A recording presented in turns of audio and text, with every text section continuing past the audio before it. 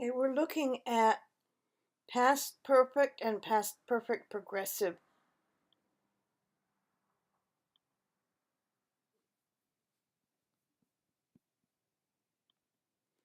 We use the past perfect to make the order of two past events clear. Past perfect signals the earlier event. The later event is often in the simple past. For example, somebody had left a newspaper on a chair, so I took it and sat down. So first, someone left a newspaper on a chair, then I took it and sat down. By the time Thomas arrived in Phoenix, his parents had already left. So his parents left before he arrived in Phoenix. We can also describe the later time with a time phrase. Okay, by the 1960s, the population of the world had reached 3 billion. This happened before this.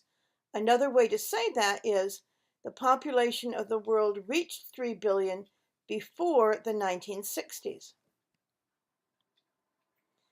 We form the past perfect with had plus not plus the past participle of the main verb.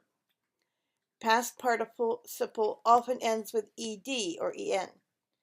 When we use two past perfect verbs together, it's not necessary to repeat the helping verb had. For example, by the time we got there, they had eaten all the sandwiches and drunk all the juice. It's like they had eaten and they had drunk.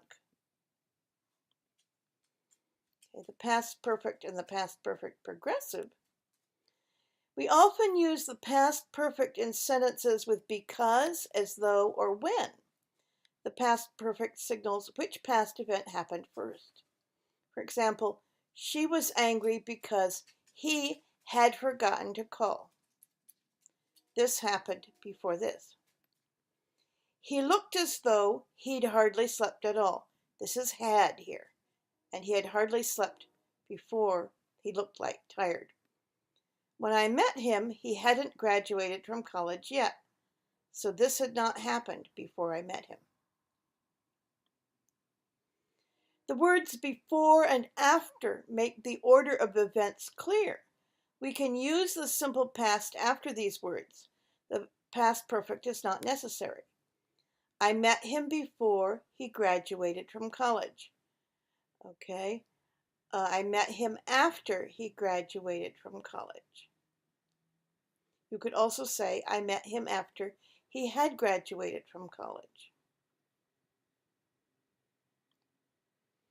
Notice the difference in meaning when we use the simple past compared to the past perfect. For example, we left when he got there. Okay, this means this one happened first, and then this one happened.